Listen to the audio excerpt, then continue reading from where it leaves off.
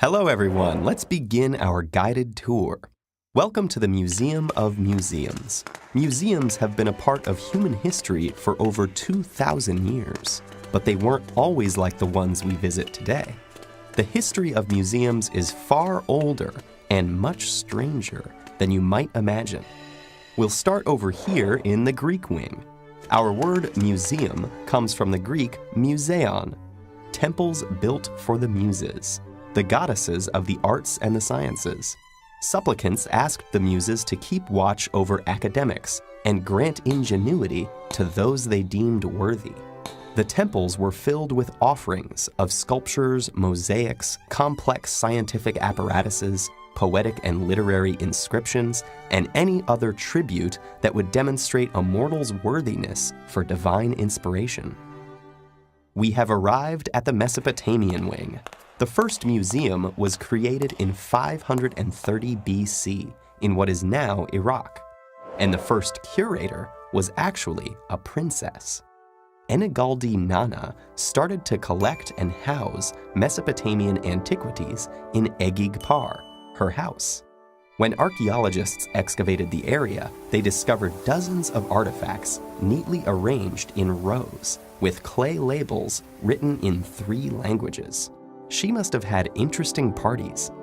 The tradition of collecting and displaying intriguing items began to be mimicked, as you can see here in the Roman Empire wing. Treasure houses of politicians and generals were filled with the spoils of war, and royal menageries displayed exotic animals to the public on special occasions like gladiator tournaments. As you can see, we have a lion here and a gladiator, and, well, the janitor ought to be in this wing, clearly. Moving on, hurry along. The next step in the evolution of museums occurred in the Renaissance, when the study of the natural world was once again encouraged after almost a millennium of Western ignorance. Curiosity cabinets, also referred to as Wunderkammers, were collections of objects that acted as a kind of physical encyclopedia, showcasing artifacts. Just step into the wardrobe here, there you go, mind the coats, and we'll tour Ola Worm's cabinet.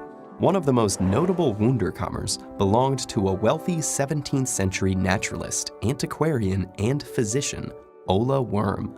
Ola Worm collected natural specimens, human skeletons, ancient runic texts, and artifacts from the New World.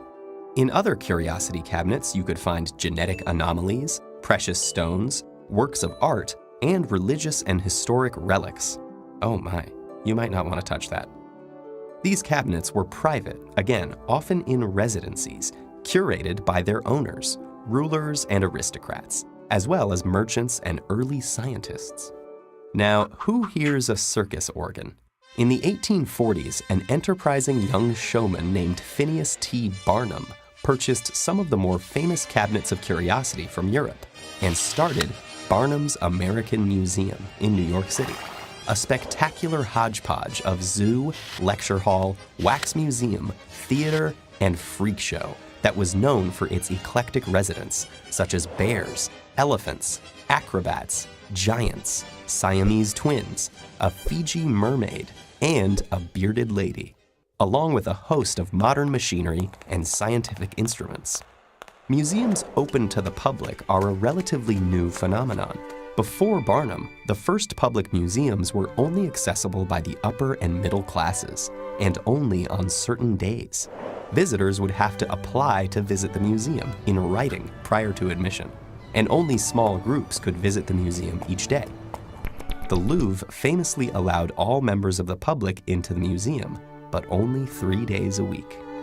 In the 19th century, the museum as we know it began to take shape. Institutions like the Smithsonian were started so that objects could be seen and studied, not just locked away.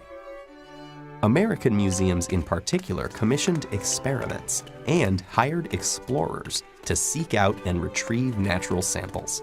Museums became centers for scholarship and artistic and scientific discovery. This is often called the museum age. Nowadays, museums are open to everybody, are centers of learning and research, and are turning into more hands-on institutions. But the question of who gets to go is still relevant, as ticket prices can sometimes bar admission to those future scholars, artists, and targets of divine inspiration who can't afford to satisfy their curiosity. Thank you all for coming, and please feel free to stop by the gift shop of gift shops on your way out.